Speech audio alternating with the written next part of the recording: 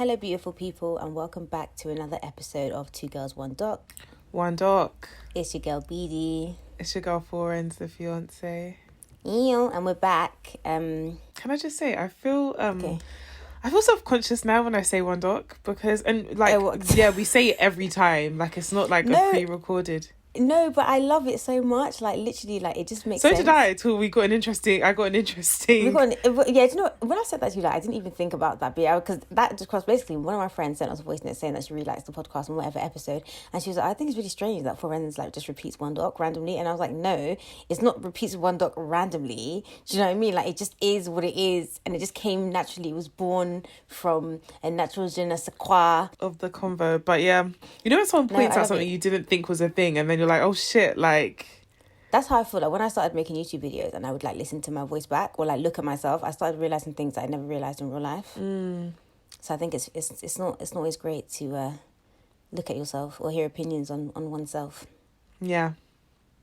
But yeah, the One Doc will continue. Amen.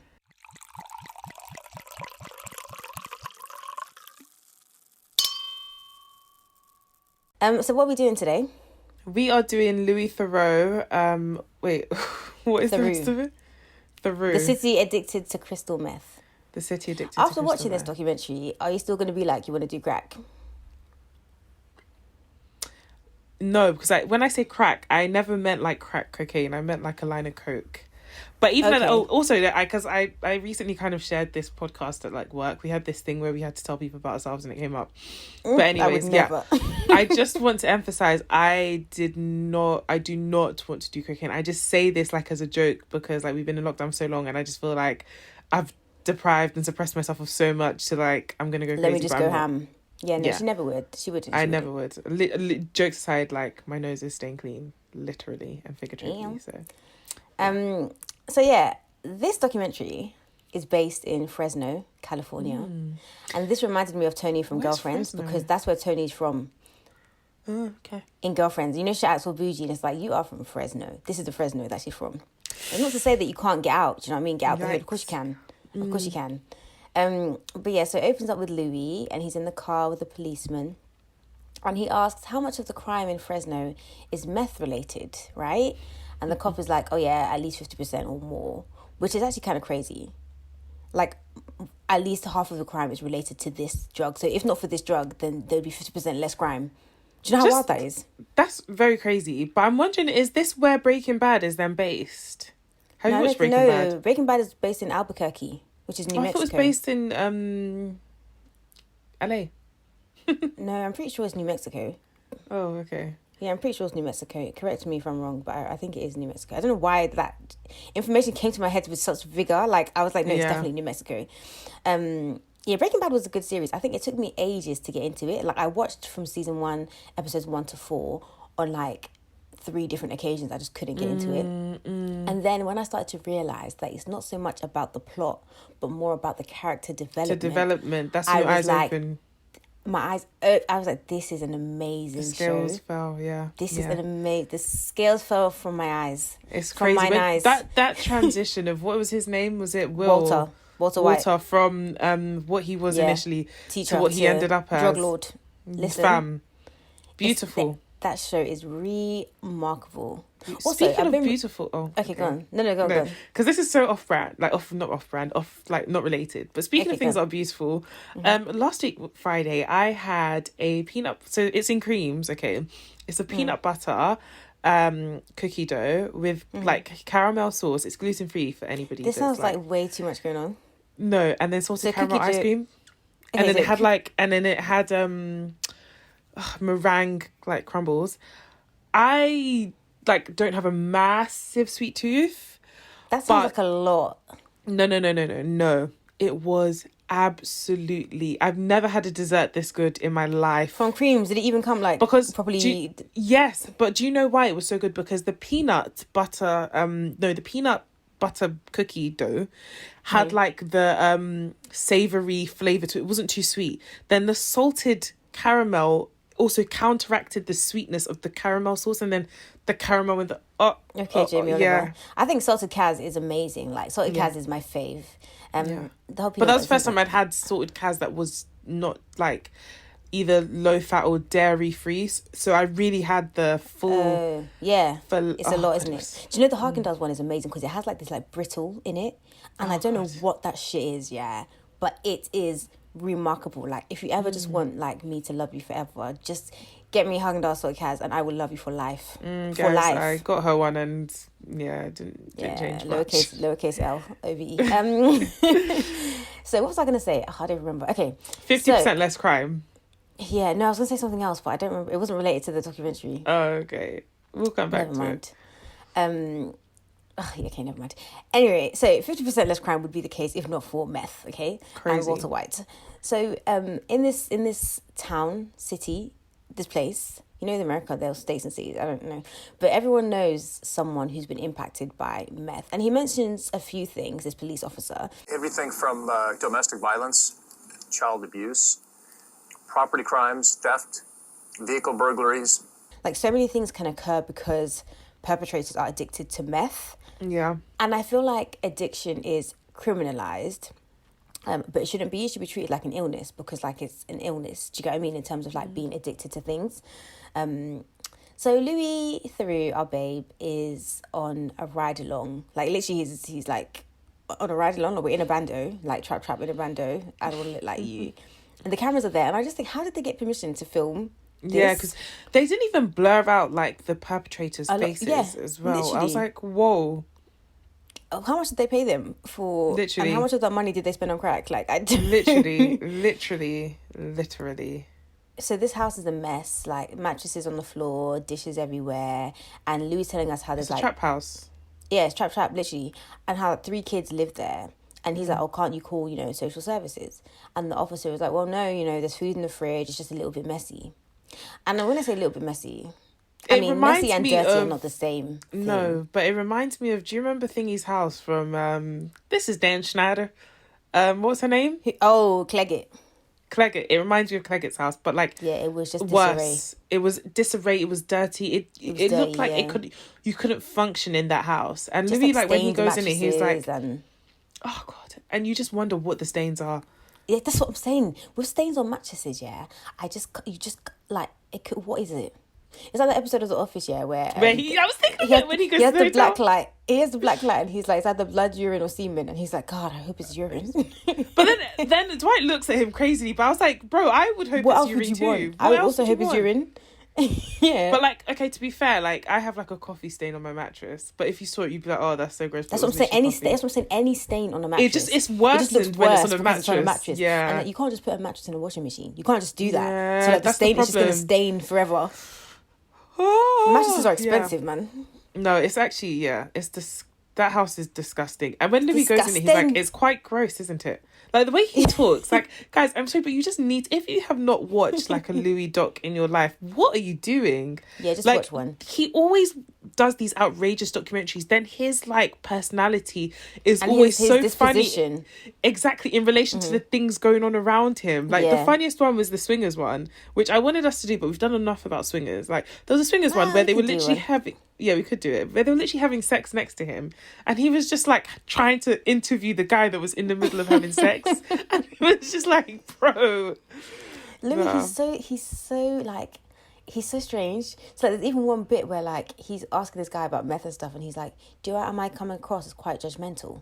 Because obviously he's asking these questions, and like when this is so far away from the life that you live, like you will only seem judgmental, even if you're really just trying to inquire. Like the kind of questions that you'll ask, and maybe the way that you'll ask them, just based on the life that you've lived and what you know. Yeah, it's going to come across as like, why are you asking me these things? Do you know what I mean?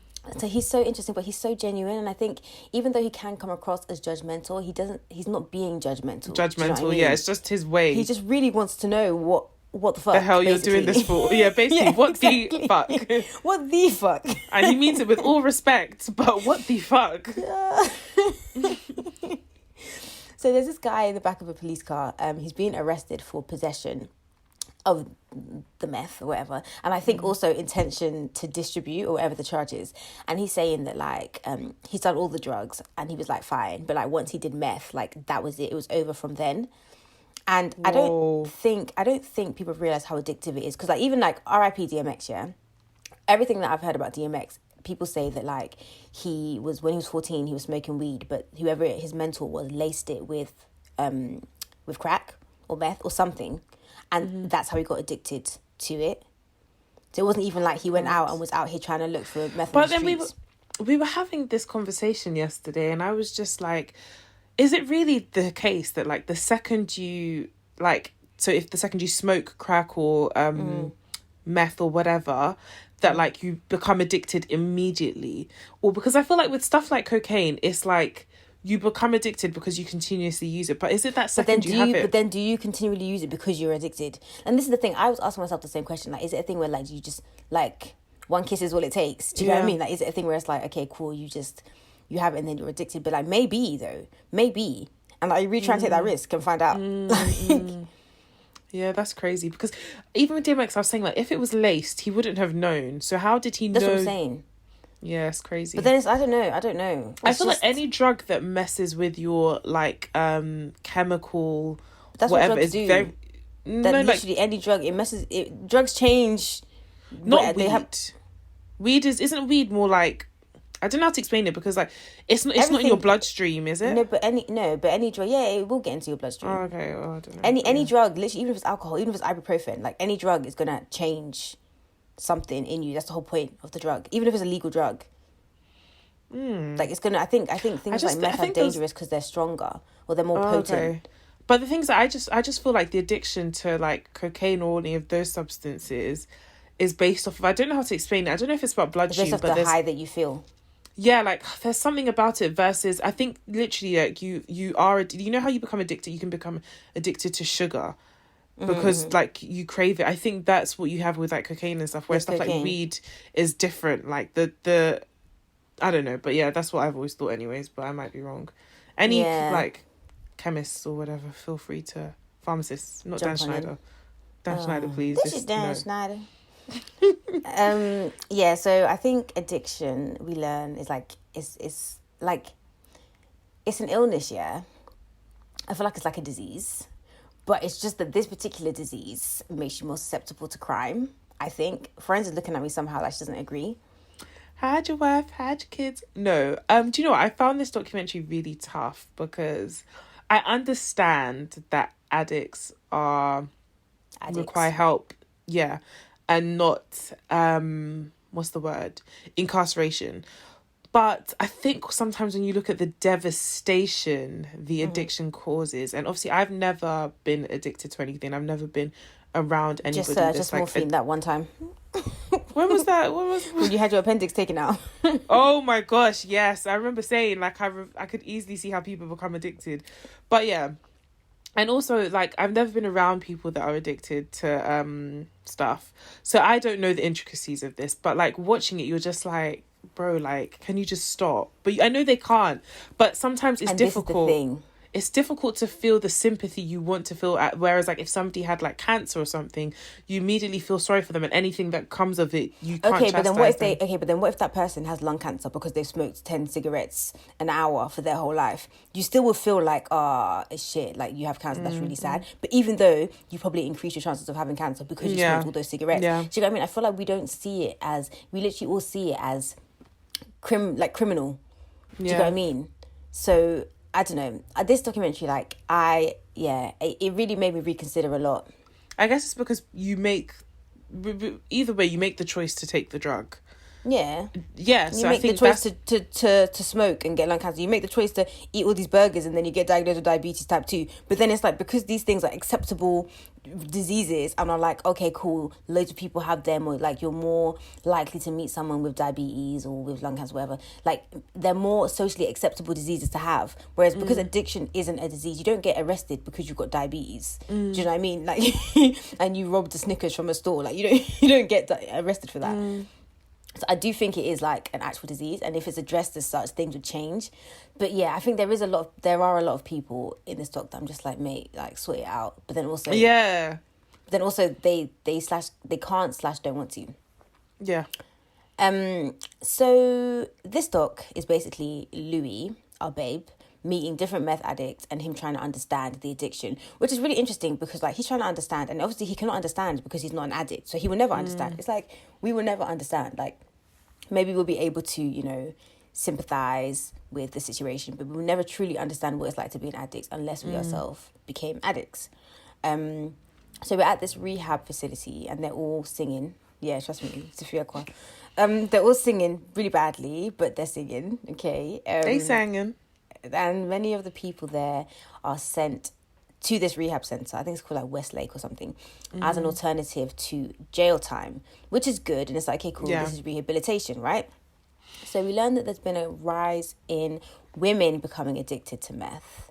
And this is particularly worrisome because they're more likely to have like wild sexual encounters, which then can lead to pregnancy, and not just pregnancy, multiple pregnancies and crack addicted babies. So loads of the women in the centre have multiple children, like they've got bare kids, like 5 kids here, 4 kids there, like just hella kids. Which like maybe kind of makes childbirth like less painful.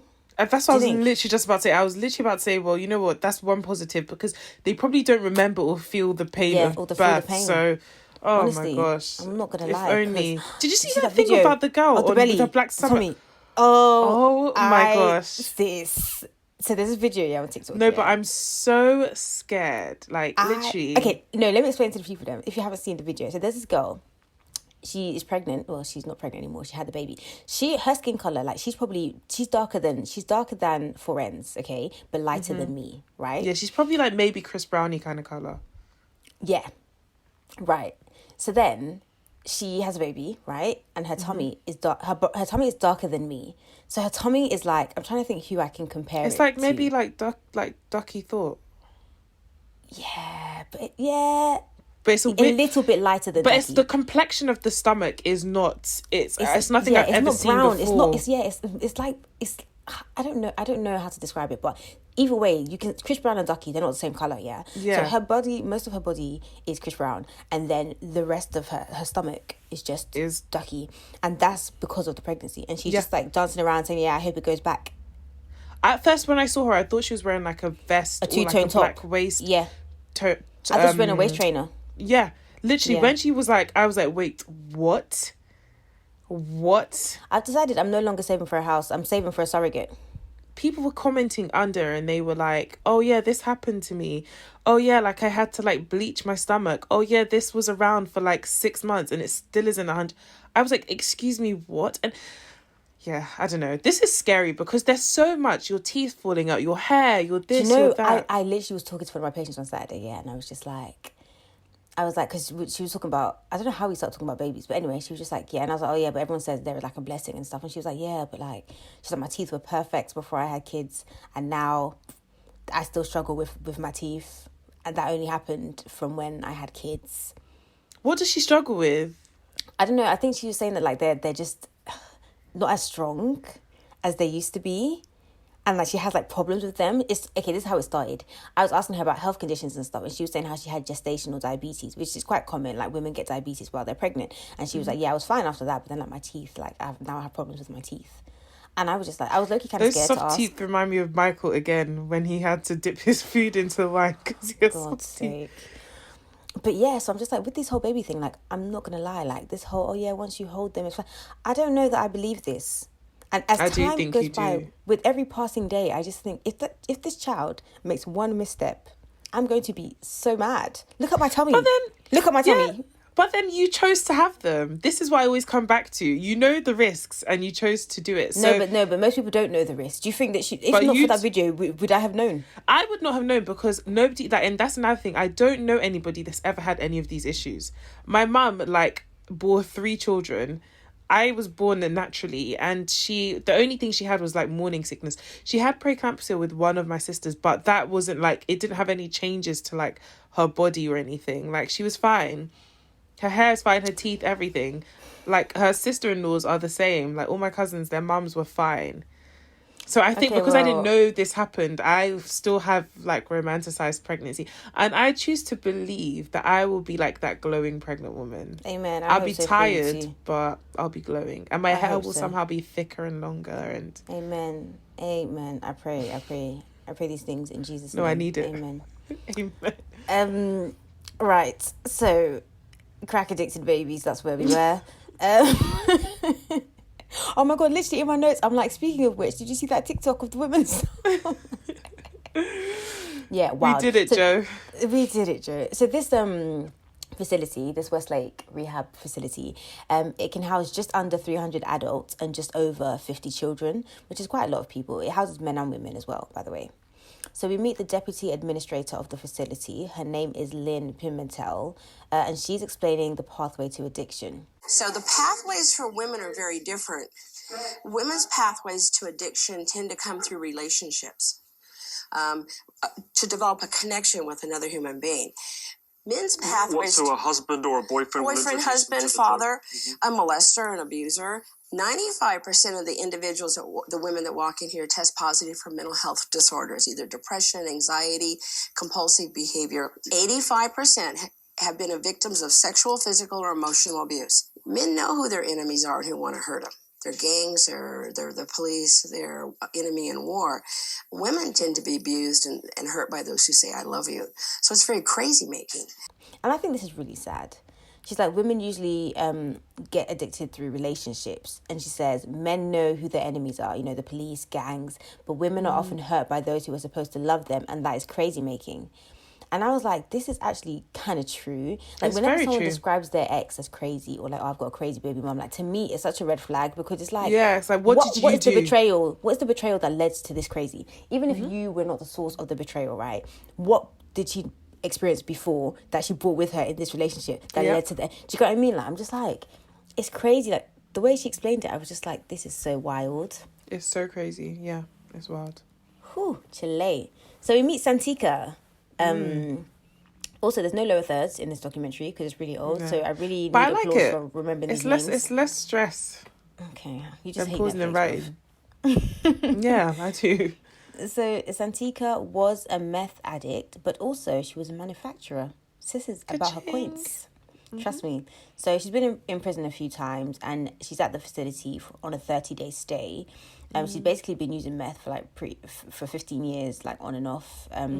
She said that she used to snort it, but then she didn't really use it that much. It was like here and there. But then when she started smoking it, she was like, it was just like smoking a cigarette. Like that's how often she would do it. Like, imagine going for a smoke break, but it's meth that you're smoking, which is just like, wow, okay, that is crazy. Crazy, no. This is crazy. This is crazy.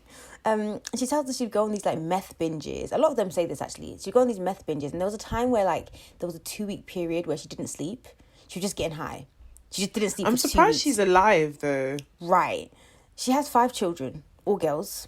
4 are with Child Protective Services, and 1 is with her dad, aka Santika's boyfriend, who is also an addict. No, I didn't get that impression. I think that one has a different dad. No, but the dad is her boyfriend. The dad is Santika's boyfriend. Well, what I understood was that the one that's with the dad isn't the one isn't Santika's boyfriend. Am I making sense? So I don't think... Oh, no, I thought he was. No, I don't think so. Especially like when we link into later on. I think that 4th baby has a baby daddy that Santika isn't with. Oh, because I thought she said, oh, like her 5 girls with their dad. Like, she's like, yeah, I'm still with their dad, but he's an addict. Oh, I didn't know that she said that then. Yeah. Anyway, either way, he's an addict. Either way, that is crazy, yeah. And, yeah, CPS. So we meet Carl. Carl, I think, is very interesting. And Carl is the reason why, like, when Forenz was saying about, like, you know, fix up, look sharp. Like, Carl, I think, is maybe the reason why, because he injects, you know, like, he's on it, yeah. When you start bringing out needles and shit, I'm like, you're really on your craft. Like, you really... Yeah, that's what I'm saying. Like, it's one thing you're really on it. I honestly believe there's one thing to smoke a drug or even sniff it, but when you start injecting, you're really like, yeah, like, I want this in me. Increasing the risk of infection. Oh. There's just so many more, like, things that can go wrong. Do you know what I mean? Like... You can catch the AIDS. I mean, any infection... Anyway... Hepatitis C, B, D. He is injecting about $100 worth of meth a day. which I mean, just financially, just seems. I'm quite in the wrong irresponsible. profession. I mean, because if you're selling that, then you can make it though. You can make it yourself if you wanted to. So, find your market. I mean, again, for colleagues listening, no, but I did actually want to Google it, but I was afraid the FBI were going to find me. It, yeah, because I was going to Google it because in this documentary they made it seem like it's so easy, like you can just make. Yeah, that's what they make it seem like. Oh, you just do it like you do like fried chicken. I was like, I think you can though. I think you just need paracetamol. That's why you can only buy like 2 paracetamols at a time. You can't buy hella. Yes, I think you use paracetamol or ibuprofen, one of those things. I don't know why I had this impression that you cooked it from Lord. Oh God, what's that thing called? You know the thing that goes into your car, the window cleaning fluid. What? I think it's because that. No, that's what they used to. No, antifreeze. That's what they used to kill people. No, not antifreeze. You know the stuff that you put in your car, the windscreen wiper. Yeah, the washer fluid. That's not antifreeze. No, it's not. Yeah. I thought it was made from that, but do you know? I think that because in Breaking Bad it was blue, and that stuff is blue. So I was like, oh, it must be like. I mean, I don't know what the other ingredients are, so maybe it is. Maybe all household items you can just use and just be cooking meth. I'm gonna alongside you can't Google how to make it. You can if you want the FBI to come after you. I'll do it on my sister's laptop. They can take her. No, but you have to use a different IP address, so you have to go to like an internet cafe. Go to like her uni. Oh, yeah, good. You go to an internet cafe and wear a disguise. And then let us know on the next episode where we bait out. That's exactly what we did. So yeah, he's been married for 25 years to a lady called Diane. She also uses, but she smokes. She doesn't inject. So there you go. They've got 5 kids, 5 sons. And all the sons live with Carl's wife's brother. So Diane's brother. I love my sisters, but I am not taking on 5 boys for nobody. That is crazy. I'm not doing that. Brother probably has his own kids. Do you know what 5 boys are? It's crazy because it's like, obviously, I've just said that, you know, being an addict is an illness, and it is. It very much is. But it's not like you have cancer. Like, I know I've literally contradicted everything that I've said, but it's not like you have cancer and you're bedbound or you can't whatever. Like, oh, do you know what? Maybe it is like that, and that's the point. That's the point that we have to. Can we just be no, because no. Can we just be honest about the? And also, guys, you need to watch this documentary. So you in this situation, I think in their case, in this specific situation, no. Yeah, it's true in their case because the thing is, they're quite high functioning addicts. I literally had them as high functioning addicts. They are both in school. Guess what Diane is studying? Yeah, Diane is studying to be a drug counsellor. And she's giggling about how she still uses. Listen, I'm getting ahead of myself. Let me go back. So the kids are with the sister. Rewind. Okay? Rewind. The kids are with the sister. Brother. Okay. The brother. The kids are with the brother. And so Louis asks Carl, like, if he feels like he chose drugs over his kids. And he's like, no, he chose his love for his kids over the drugs because he doesn't want them to be around the drugs. Now hold on, Miss Mamas.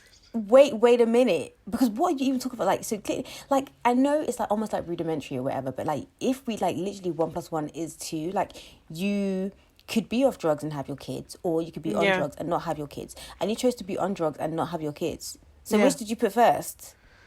This is why, ladies, we need to be careful who we allow into our wombular area. Is it though? Because she too is the same as an... but... This couple, I think, were made for one another. Like, I think they're equally yoked. I think they are equally yoked. Self-destructive, and they are in love with their self-destruction, because we'll go into it more. But I feel like had she chosen smarter, she would not be where she is today. But then she likes to be... She's happy where she is. No, she's not, but she said she wasn't. But she is, though. Her actions state otherwise.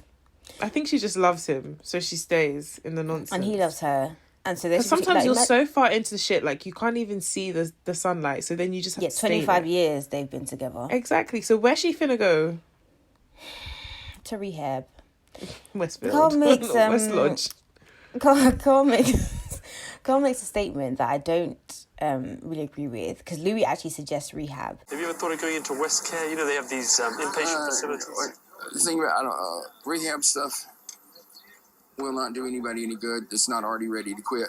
And if you're already ready to quit, you don't need any rehab, okay? Rehab can't help unless you're ready to quit. And if you're ready to quit, then you don't need rehab. And although I do think that like rehab won't help unless you're ready to quit. Yeah. I feel like You can't like, just quit. If you're ready, yeah, exactly. You can't just quit. Like, if you're ready to quit, then rehab will help you. It will give you the tools to be effective in your quitting. Do you get what I mean? And to stay clean. Yeah. But, like, that's the problem. Like, I feel like people just think that, like, oh, just stop. Like, even people smoking normal cigarettes can't just stop. You think it's a whole crystal meth that's something. Even me eating Haribo's, I can't just stop. You think it's crystal meth that I'm just going to be like... stopped eating them. No, I'm back on the boat. You and the dentist. I'm back on the boat. No. But I've actually been like brushing my teeth more now, and also I've got my electric toothbrush. So I don't want to hear anything about cavities. No, it was 500 actually. It was 500 great. I just think, wow, that is like a Coach bag, and then if you go twice, a couple Coach bags. If you go twice, then that's like what? Like you're almost at that YSL or Prada. No, the 500 was for everything. Yeah, so if you go twice and pay 500, that's Why a grand. Twice? Oh, as in because I'm undoing all the work that they did. Yes. Yeah. Do you know what? Money comes, money goes, innit? Life is for the living. Ew. So we meet Leanne. Leanne is at the rehab centre for the 5th time. She also has 5 kids. This is what I'm saying. Like, does meth make you fertile? I don't get it. It's true. Maybe it increases fertility. Because they all have hella kids. Yeah. Women as well. Yeah. So, all the kids have been adopted. She's in a new marriage. She got married about a year ago. And she relapsed the night of her wedding.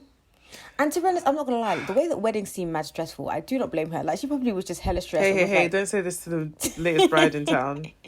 Yeah, but are you not the one where am I getting this whole stressful information from? Is it not stressful planning a wedding? Yeah, so a little crack would help. Do you know what I mean? Don't tempt me. So, girl, don't tempt me. So she runs away on the night of her wedding and doesn't come home for 3 days. Guys, if any of you have watched Love, the reason why I'm not surprised is because there's this show called Love After Lockup.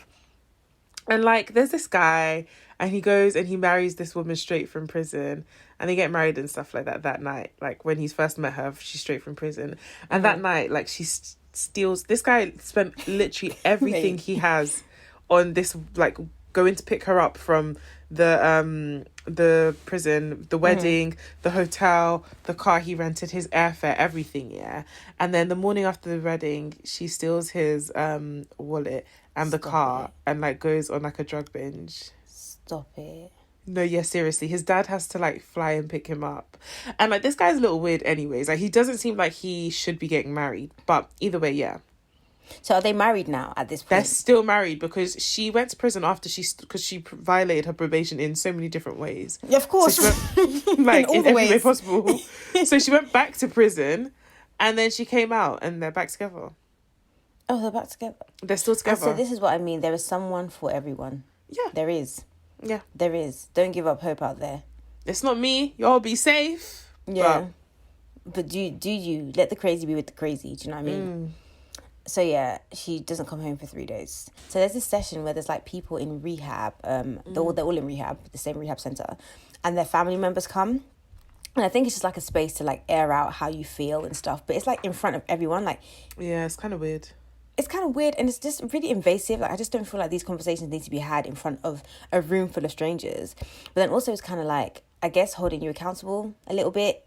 But I don't know, still, I don't really get it. Like, I was trying to understand it, but I don't really get it. This is above my pay grade. Literally, like, it's crazy. They like, some of them are really going in on them, like how it affects them and stuff.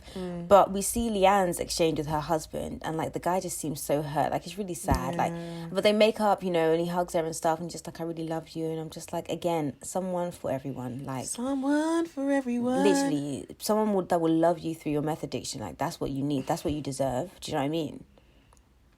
Do you remember Santika? This is why if I speak... Yeah, Santika's a meth user / manufacturer with 5 daughters, but one is with the dad. Yeah. Okay. So now she's finished with rehab, and she's back with her boyfriend and her one other daughter.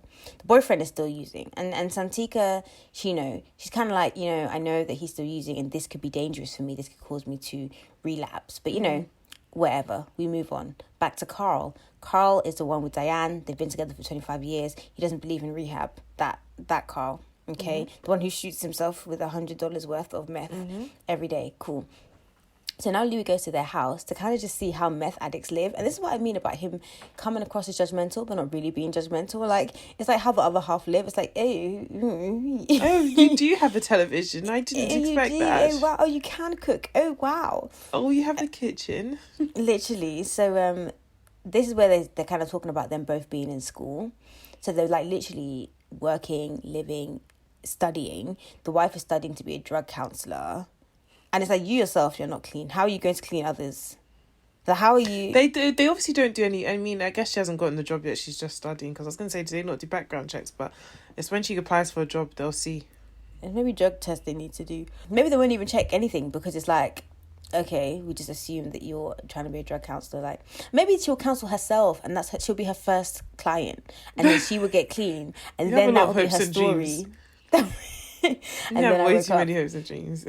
I just want more for her, man. That's it, man. Honestly. Literally. If she wants more for herself, she wouldn't be with this guy. Yeah.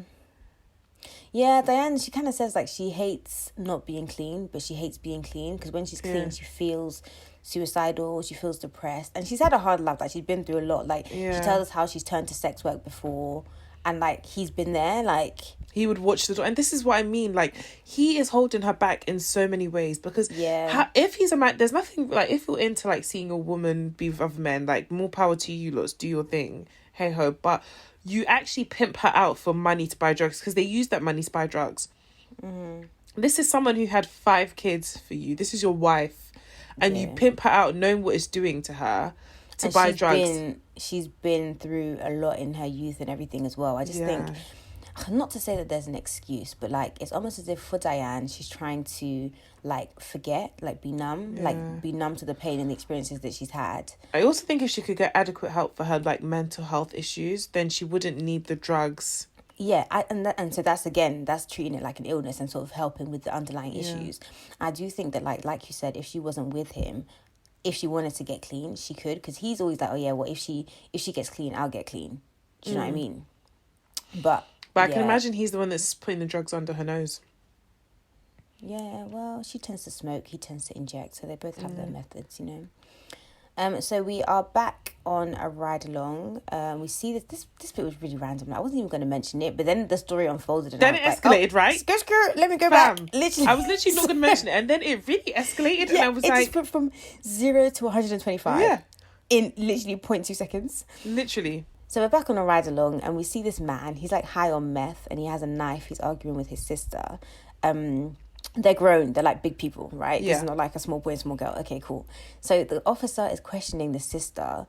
And can I just say, he's questioning her very poorly. Like, he literally is putting words in her mouth and saying, oh, so you high on meth right now? So you got high, right? And it's like, okay, let her answer the questions. Do you know what I mean? She did, I mean, it was quite clear she was... I mean, yeah, but like, I mean, can you question people appropriately? Like, you literally just like, do you know what I mean? Anyway, so she says that when the brother gets high, he beats her up, which is like, okay, this is really. I thought that was a dispute. weird dynamic, though. Yeah, also. I was like, you guys, and this is why I had to mention that they're grown, because it's like you're not teenagers. There's no reason for you to really be in the same in each house. other's. I mean, obviously, like in each other's space. That like obviously you love your siblings and stuff, but like I mean, we're grown. I'm not going to be 40 living with to the my extent sister. of like, you like have putting your hands on me. Yeah, right. So then we meet this guy's wife, who volunteers information. She just tells us. Yeah, but she just seems like she's tired. She's over the bullshit and she's like, please come and hear my story. Please. She's unprovoked, she tells us that these siblings have been sleeping together. As not in, like, sleeping in the same bed. As in, like, having the sex. Literally. Incesting. They've been incestualing. Incestualing.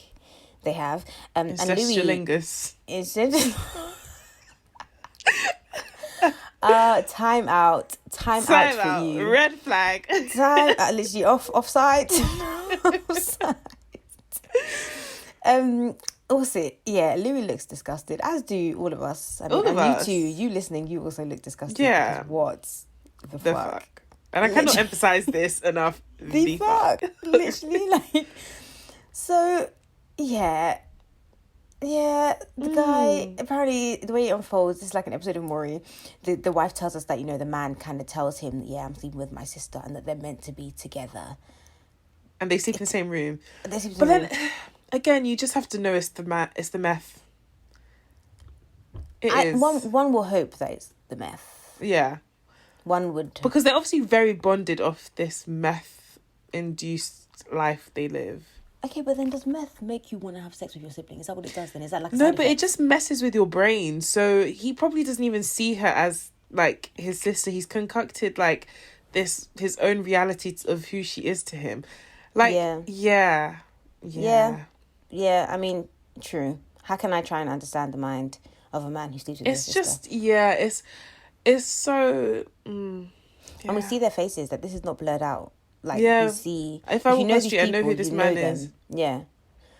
So the documentary is drawing to a close now. Louis back at the rehab facility. He's talking with Lynn again. And he makes a good point. Is it possible that it's not really about meth? It's about severely damaged people from traumatic backgrounds, and that they'll find something to medicate themselves with no matter what. He says it could be that this whole addiction thing is less about meth. Okay, autocorrect. I mean, meth is sort of thing. Both accurate. Both less about mess and more about people who have experienced trauma, finding something to help them deal with the trauma, like whether it's meth or whether it's something else. And Lynn agrees with him, and so do I. Because it's like, okay, cool, I don't do meth, right? But like, I might have a bad day or be sad, and then I'll order food or I'll buy a bottle of wine, even though I told myself I'm not going to. Do you get what I mean? And it's like, okay, Morley's is not meth. Do you know what I mean? But Morley's also isn't as addictive as meth. So if something that's not even as addictive can make you do certain things or like repeat behaviours that you've told yourself you're not going to repeat, how much more this drug, you know? So I think it's a bit simplistic to be like, oh, you know, you do meth, go to jail. I think it's like you do meth and then you commit a crime and that's what makes you go to jail. But the reason you committed that crime was the meth. So maybe we look into the meth, the reasons behind the meth taking. Why it's so concentrated in a specific area, for goodness sake. Right, exactly. Are they like pumping it through the pipes or something? What the hell? Honestly, it's like if you just maybe look into better healthcare, better housing, better employment, then like all those societal factors that are causing people to... America not being a capitalist country where people are actually taken care of and their social welfare? No. And then I woke up. Never. Yeah, it's crazy. It's actually crazy because, but yeah, the documentary is actually ending now, and we see what happened to some of the people that we met earlier in the documentary. So, Santika back in jail after using... Oh, gosh. And now she has to go back to the rehab program when she gets out for at least 2 She years. literally used the day we saw her with her daughter, like just after that. And the thing is, Louis was like, "Oh, have you used today?" And she was like, "No, I've not used since I got out." And it's like, but she said she used after. Yeah, the day after. Yeah, I think she had been using. Yeah, I think she'd been using. But you know, what's my own? Leanne, she's back with her husband. We see them at church. And Lou was in there clapping and singing away. Do you know, it was actually a banger. You know that song was like, I was created to make your praise glorious. It's such a tune. It's such a tune. Obviously, it didn't sound like a tune because he was singing it. But like, you know, you know what I mean? When they sing it, it bangs. Do you know what I mean? But yeah. Louis is clapping along out of sync. They're all kind of out of sync, but Louis is more like, especially but like Louis is in his own world. Like, yeah, it's fine. Yeah, Leanne is 64 days clean, which is great. Like Leanne is with her husband. Like she is like this. Is what I'm saying, like a good support system. You know, help. You know, I just want the best for Leanne. Do you know what I mean? Yeah. I think Leanne also wants the best for herself. I think she does, and I hope she's still clean. Me too. Wherever she is. Carl and Diane. Carl is especially stupid, yeah, because Carl's like, he says that there's no guarantee that quitting meth would give him a better life. No one can guarantee that. But then he later on says that, yeah, like he tried to quit one time, and Diane was like, yeah, but your life was better, and he was like, yeah, but still. And it's like, he's just the kind of person that likes to be like loud and wrong. Like he will be so deep in his wrongness, but it's fine. Like he's not going to step out of it because he's happy there. Yeah, I agree. I think he must have some Nigerian man in him. Like he must. Yeah, there must be a drop. Definitely, but man is man. Do you know what I mean? Like, and that is the drop. Man shouldn't. Oh God, I was gonna sing. Have you heard that song from Modern Family? What song? Man shouldn't lie. Man shouldn't lie. Man shouldn't lie with another man. Do you remember the episode where Cam starts drumming for the Christian drummers? No, I have no recollection of this. Okay, you need to watch it. It's so funny. He starts drumming for these drummers, and like he's like, yeah, feeling really cool because like, yeah, he's drumming for the drummers, and they're like, yeah, cool. They don't realize like him and Mitch are a couple. And then he goes on stage and starts playing, and they start singing like "Man Shouldn't Lie with Another Man." Mad. He's like, wait. But yeah, that episode's funny. Yeah, guys, that's the end of this documentary. It's definitely worth watching. It's an old one. Yeah. But it's definitely worth watching. I think it's interesting because I do think that the subject of addiction is complex. Do you know what I mean? And I do think, even though a lot of the people actually in this documentary are very annoying and jarring, I do think that like addiction is an illness and should be treated as such. Yeah, I would have loved to have seen why, like explored more about why in this particular area it's so prevalent. Like, but they do kind of mention just stuff like all the societal things, you know what I mean? Like people don't have jobs, people don't have homes, people are like living in squalor, poverty. Yeah, squalor. Yeah. Yeah. All right, I would ask what we're doing next, but you're not going to know. So I will tell them we are doing Marked. And it's so funny that we should mention that because one of my friends literally messaged me and was like, oh, would you guys consider doing a documentary about like Nigerian face markings? And I was like, oh, you're a witch because we're literally doing that next. So I'm going to play the trailer for you. So you guys can, get into it. And that is what we will be doing next week. Yes. In the meantime, between time, where can they find us? They can find us on Twitter and Instagram at 2girls1doc. Also on TikTok. Facebook and TikTok. We haven't posted anything. I mean, you can still follow. Like, why would you not? Do you know what I mean? Yeah, I guess. Yeah. Where can the people find you? On Instagram at BDOnEyewear and BDOnEyewear.com. And we can find you on Twitter and Instagram at 4ends with 2 underscores and my other podcast, Character Replay. Oh. Right, guys, I'm going to watch Real Housewives of Atlanta. So yeah, we'll see you next week. Oh, and the trailer. Yeah. Oh yes. Toodles. Oh, and tell a friend to tell a friend, guys. Yeah, tell a friend to tell a friend. Not a friend. Not a friend.